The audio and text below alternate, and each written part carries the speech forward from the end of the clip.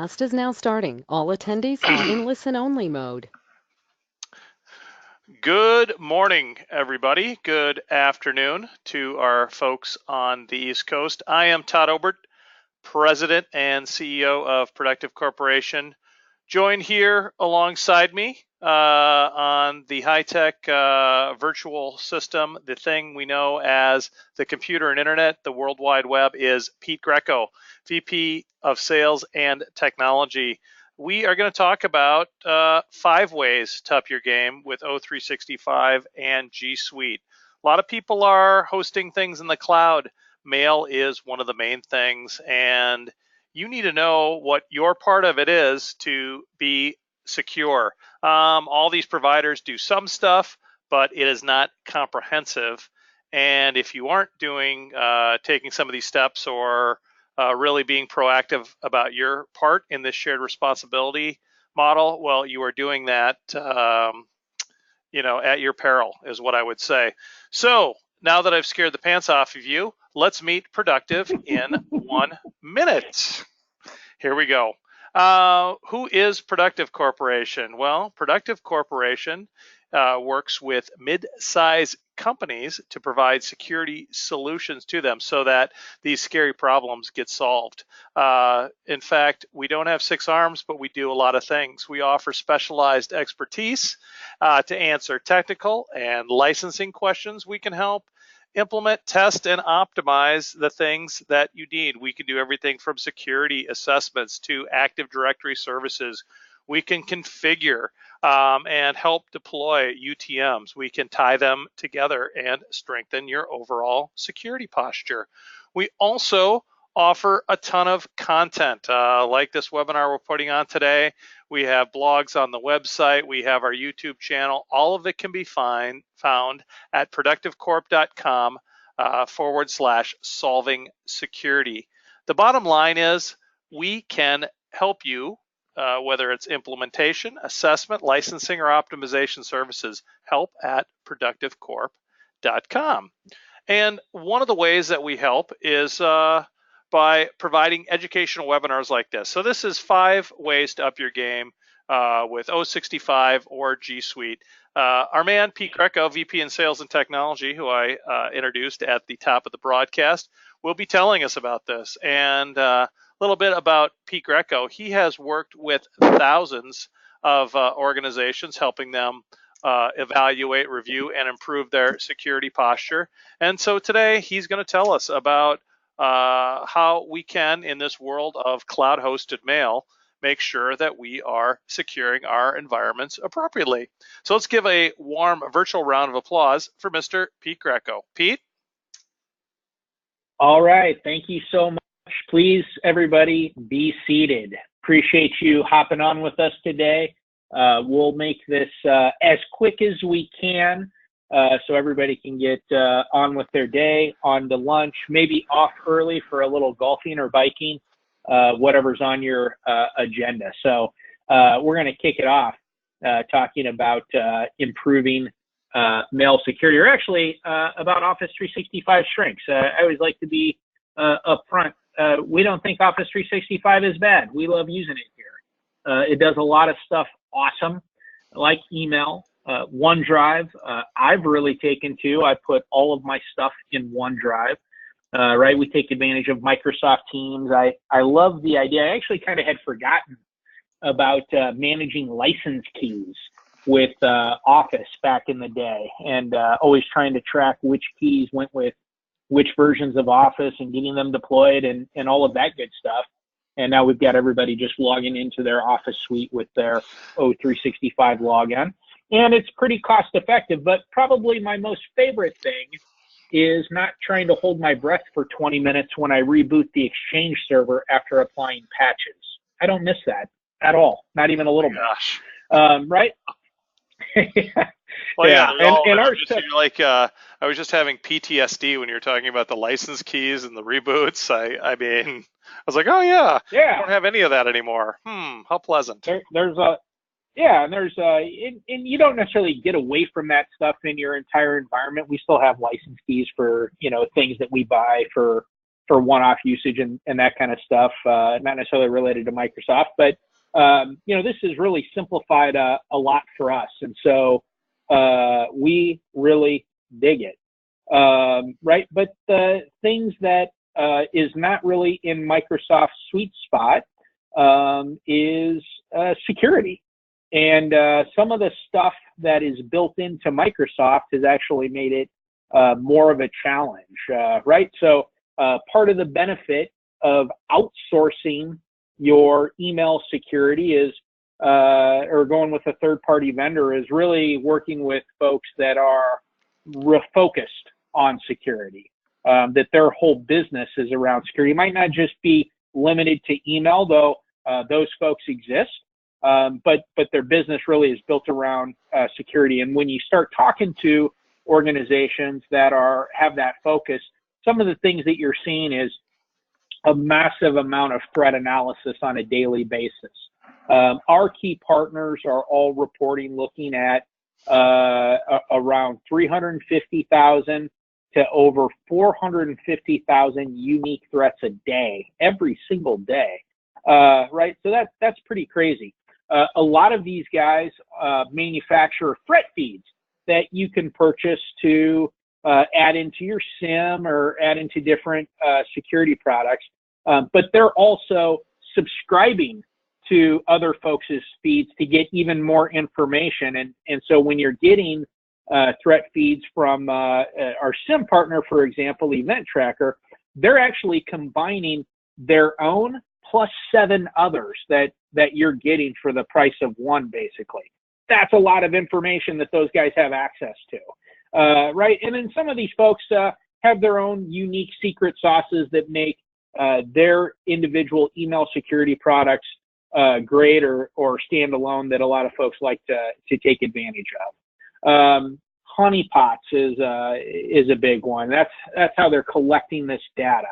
Right, and creating all kinds of different attackable environments out there so that they can not only find new threats, but also see what are the new techniques.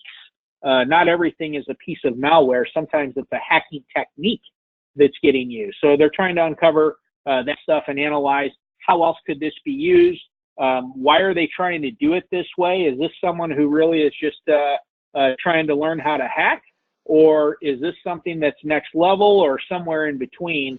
And then, building the knowledge that they're gaining back into the program to help better secure you.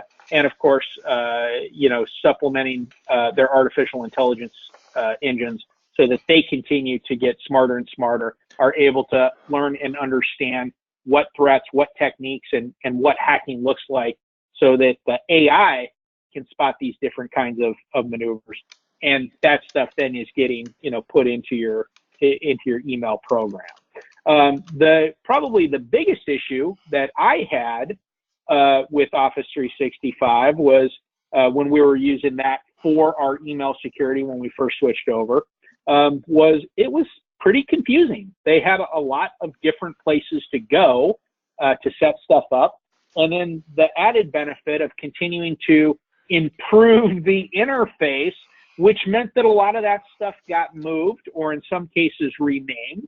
And so I recall when I finally had memorized where the quarantine was, then they updated that, and it was a whole different section that I could never navigate back to without going through a whole series of clicks to be able to get to where the new quarantine was. And so their continuous enhancements and GUI improvements and this kind of stuff actually makes it a little bit harder when I don't necessarily care what the GUI looks like. I mean, it is helpful if it gets more and more user-friendly. And when you're brand new to it, you're just learning this for the first time, but the continual changes make it harder and harder to administer. And you don't see that with the third-party solutions. And not that they never change the GUI or make enhancements or add features in or this kind of stuff, but because they're really just focused on the email security part, it really is minor, and it makes it a lot more manageable and a little bit easier to set up. So some other things that we see with a lot of the third-party vendors across the board, we think we really have some great ones on our line card, and we'd love to tell you about them. But really, as you look at all the big guys that are out there, what you're typically seeing is more and easier ways to configure, more rules for tuning your email security product to your specific needs. You know, we're not all in the same business here. We're not all sending and receiving the same kinds of emails. Some of us have encryption requirements that we need to worry about. We want to take advantage of DLP.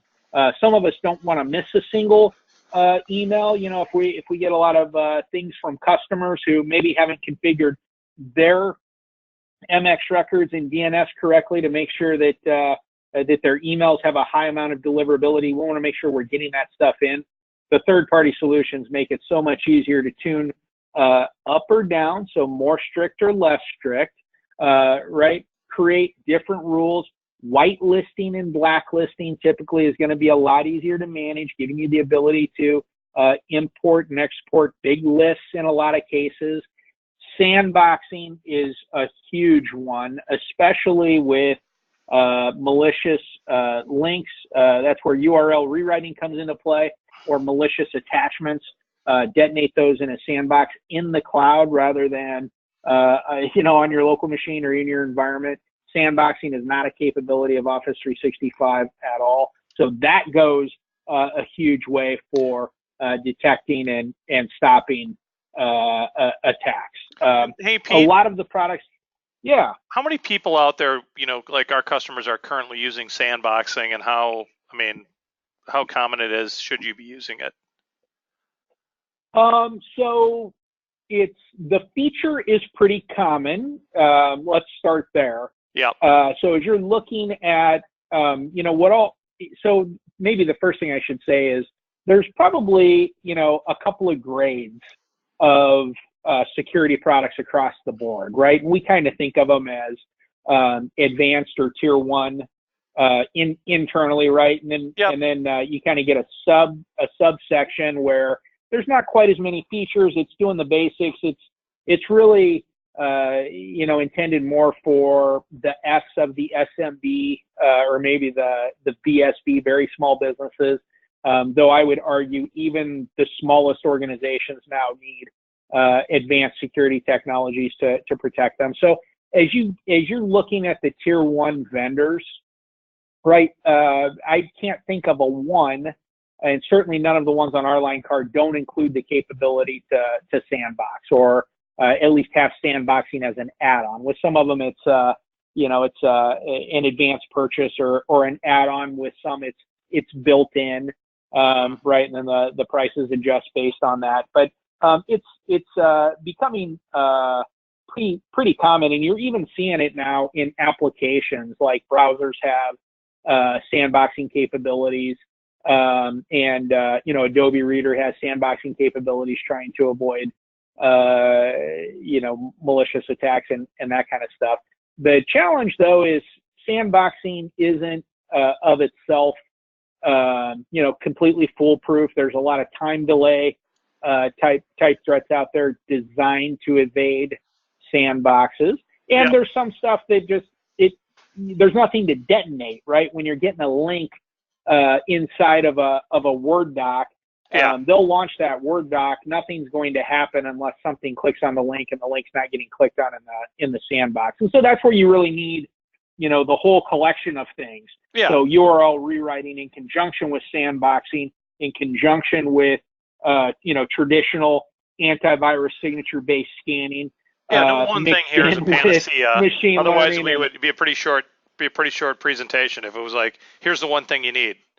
In fact, it would be, you know, it'd be one way to up your game, right? Yeah. Yep. So, yeah, I get it. Yeah, and then part of the reason why you have all of these technologies like the traditional AV, you know, where that's still valuable, is it's just simply the fastest. When an engine, whether it's an endpoint engine or something built into mail security or web security, right, can just simply say, well, I know what you are. I know you're bad. I don't have to do any thinking at all. It's the fastest way to do it. So signature-based technologies are not going to go away for a very long time.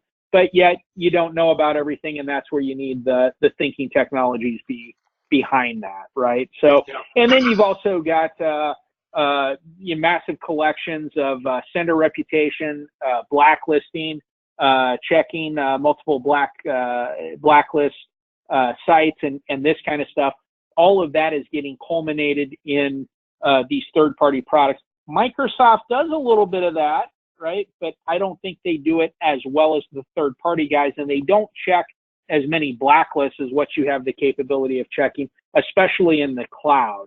You know, probably back in kind of like 07, 08, 09, you know, we were using the mail appliance internally in front of our Exchange server, and you could reference these blacklists, but the more you reference, kind of the slower it was. So best practice was maybe you check 3 or 4.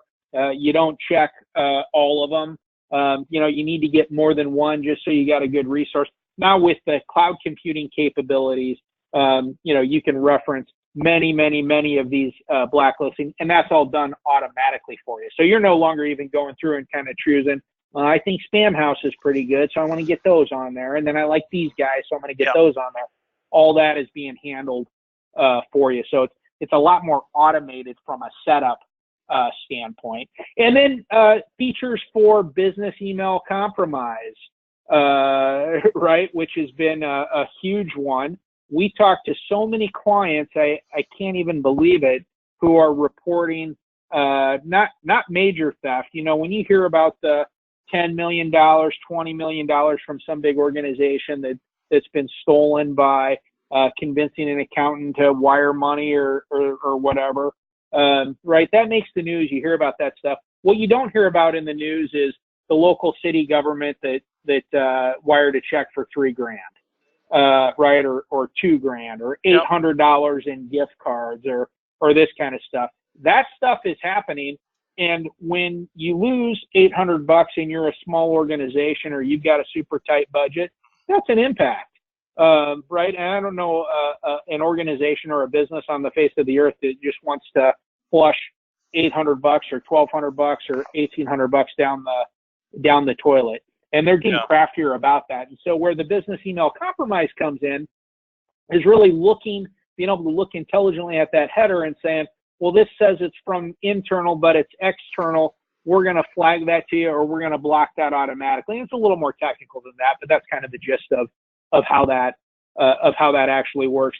And it's a huge feature that you're really starting to see in nearly every tier 1 product. I'm not sure if it's in every single product, but definitely on the products on our line card, that's a key feature. And then one of the things that we benefited from just recently is email continuity can be an add-on or included in a lot of these programs, where if you're, and this doesn't just have to be if you're Office 365, but if you have on-prem Exchange as well, if that mail server is down, they'll queue up your email, and some of those will actually then let you still continue to send and receive email from your end user quarantine area.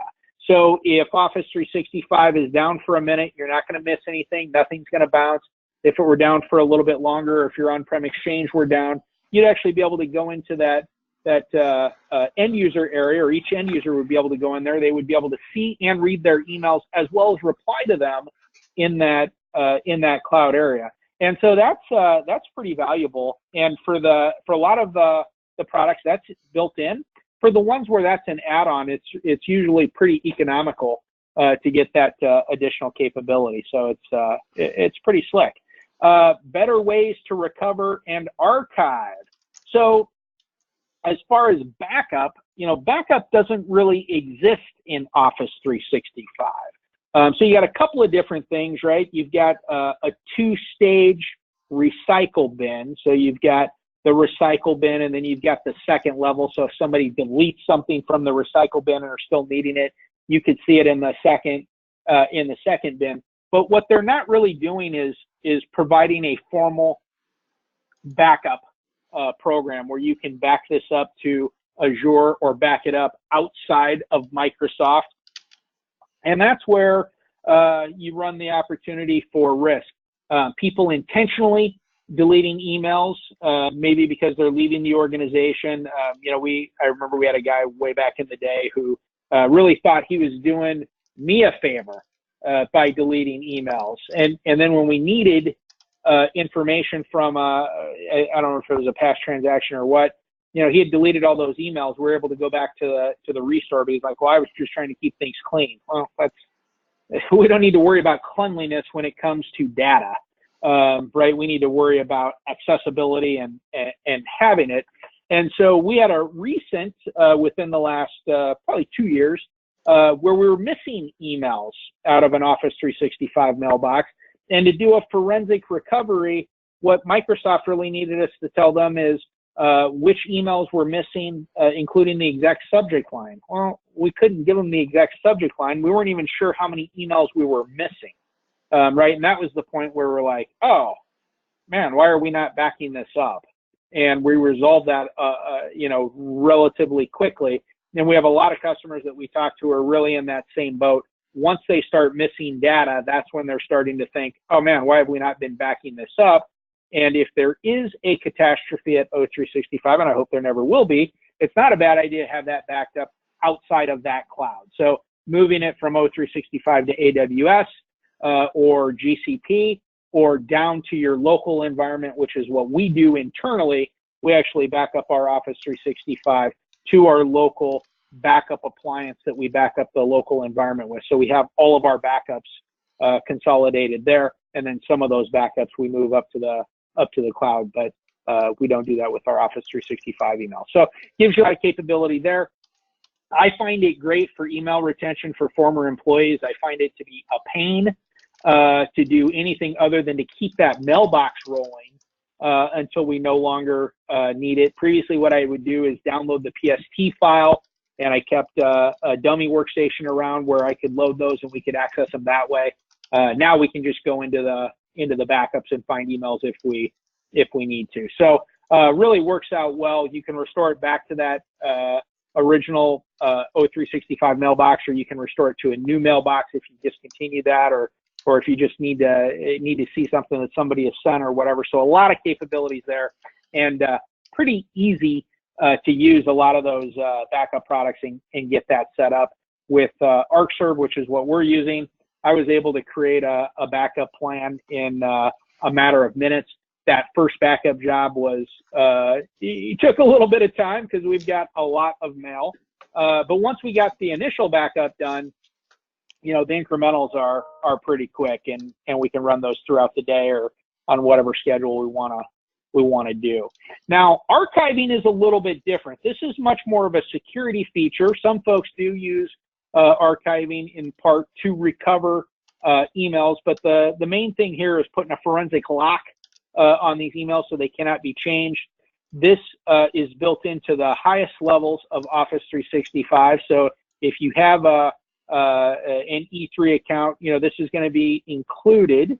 If you don't, it may be an E1, I guess I don't recall, but I believe E3 is where it starts. Anything below that, you're not going to have it. Certainly if you're below E1, you will not for sure. So if you don't, you're looking at a third-party solution, absolutely. But even if you do have it, where a lot of folks look at the third-party solutions is the usability. And so the searchability, the ability for the archiving tool to automatically categorize emails, tagging, commenting, grouping, the ability for end users to go in and find their own emails and restore them back to their machines in case they're missing something or accidentally deleted something. A lot of folks really like that as an added capability. The other thing that I think a lot of folks like is the ability to store that archive outside of Microsoft. So again, they can move it into the archiving vendor's private cloud, or they might move it into a GCP or an AWS, or bring it down locally. So a lot of capabilities there, and really just a lot more simplified. And then also, and I don't think I said this at the top, a lot more configurable. The thing where I've been frustrated with O365's archiving was the limited number of dates, time frames that you can plug in. You're kind of stuck with their time frames as far as when you want to automatically archive emails, and here it's more customizable. Same with the end user digest. I was pretty chagrined to really learn how O365 does the digest. It's kind of a weird algorithm of when you get the last spam, and then you're going to get the digest, within 12 hours of that. Whereas with the third-party solutions, you can configure that to be multiple times a day, if that's what you want, infrequently, and then have different groups where some folks are getting it once a day or once every other day. Other folks are getting it, 3 or 4 or 5 times a day. Just a lot easier to have it meet your specific needs, which, that's important to all of us. Now, outside of whether your mail is in O365 or on-prem Exchange, or you're doing something else, phishing training is an absolute requirement, right? One of the things that I really like to harp on, because I've heard a lot of admins talking about, telling people to not click on stuff, and when something happens, it's the end user's fault, and sometimes they are acting silly. You got this email that it clearly had no business purpose, right? Nigerian business partnership. I got this same email to my personal email and my business email yesterday, or I saw it in the quarantine. Right? They want to get into the oil business with Productive Corporation, right out of Nigeria. Well, clearly that's, if you actually looked at my website, we're not in the oil business. Why would you even be talking to us, right? So someone clicks on that. They're hoping, if there's a 0.5% chance this is legit, to get rich here. Well, there isn't even a 0.5% chance. So that stuff does happen, but there's a lot of stuff that really looks good that is hard to tell if it's a scam, and it's hard to tell if you're not savvy at understanding how the words translate into a hyperlink, and that hyperlink is not going to Citibank, right? Or it's going to C1TI Bank, right? Those are things that folks just need to get educated on. And like with education, right, you don't go in on day one of kindergarten and knock out the ABCs in that day. They work on them over and over and over again, and phishing training needs to be that same thing. So you really need a methodology, and you have to start with understanding that the end users need to be trained and educated, not persecuted for causing headaches. You need to get them on your side and get them helping you. And this is going to benefit them as well in their personal life, so that when they go home at night and they don't have a big fancy mail security program like we're counseling everybody to implement at the office, right? They know how to avoid trouble in their home life. And if they do that, that's going to also make them more productive at work, if they're not worried about cleaning up their identity and having a bunch of credit card charges that they themselves didn't create. So you got to get those guys helping themselves, right, and helping you. As the email threats get more and more sophisticated, right, and they're trying to figure out, well, how do I get my deliverability up? How do I get through these mail security protocols? Right, they're taking advantage of things like random domain generators. So as IPs are getting blacklisted, they're coming up with new domain names on every couple of hours to get those emails through, so they're not getting blocked that way. That's where you need that human intelligence to back up the artificial intelligence. Get those guys, anything that does make it into their inbox, if they're looking at it with a fine-tooth comb and really saying, oh, okay, they put a number instead of a letter there. I know that's no good. I'm not expecting anything. I don't pay invoices, so clicking on this link to pay this invoice, I'm not in accounts receivable, so nobody's sending checks to me. I don't need to click on this link. That goes a long way, right, in getting those guys on.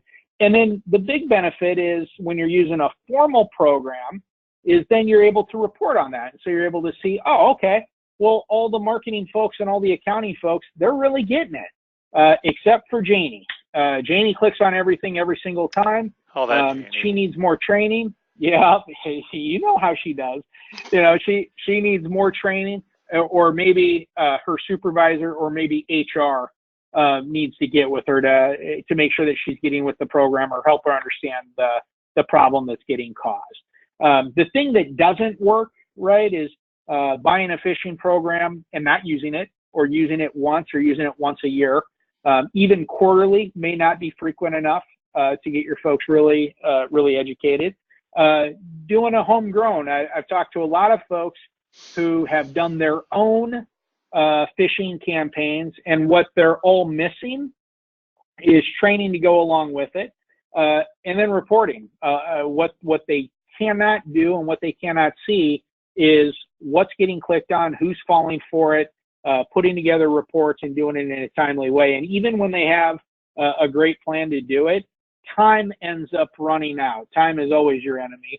And the second they have a server down, or something's not working, or a bunch of end users can't open a JPEG, right, they're off track and they're off to that next thing. The other thing that really doesn't work that I see a lot of is telling your end users don't click on anything. That's not even realistic. We have tons of emails that we get that require us to click on stuff. Videos that we need to see, POs that come in from clients, lists of questions in Word docs. We have to open that stuff up. We have to look at it. We have to click on things. We have to download things as a part of our business. So to give the general rule to not do that doesn't help them understand, well, sometimes I have to do that. I recognize that. So when do I do it, and when do I not do it, especially when you're dealing with a large group of folks. It's hard for us to see a lot of times. We know who our customers are, but we have a lot of folks sending us stuff asking, can we help here? I have this issue. Is this something you guys can solve? What would I do for this case? Where we don't necessarily know the sender, but it's a legit new relationship. So we can't avoid clicking on stuff, and neither can your folks. So let's get them to the next level and continue that education. That's going to help them help you. Right? Absolutely. I already talked about the reporting. Yeah. And so the best thing there on the reporting, of course, is being able to see who did what, who's in the clear, who's your most savvy users, and who needs more attention. And with a lot of the phishing tools, then, as you see, you send out this what I like to do is I send out a training first, then later on I send out the actual phishing attack, and then anybody that falls for it, they get another training. And then I can continue to train the folks that are not getting with the program, so that they get that extra attention. And I'm doing it up automatically. I'm setting it up as an automated campaign. And I'm really just coming in and looking at the reports and looking at a dashboard.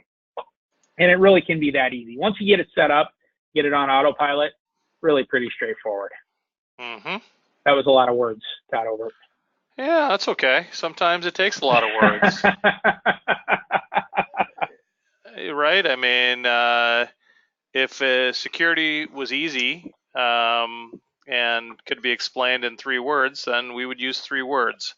Unfortunately, that's what we do. Is very complicated, and we try to break it down and provide good feedback. So anyway, thank you very much. That was great stuff. And thank you to everybody who took the time to come to our event. We really appreciate it.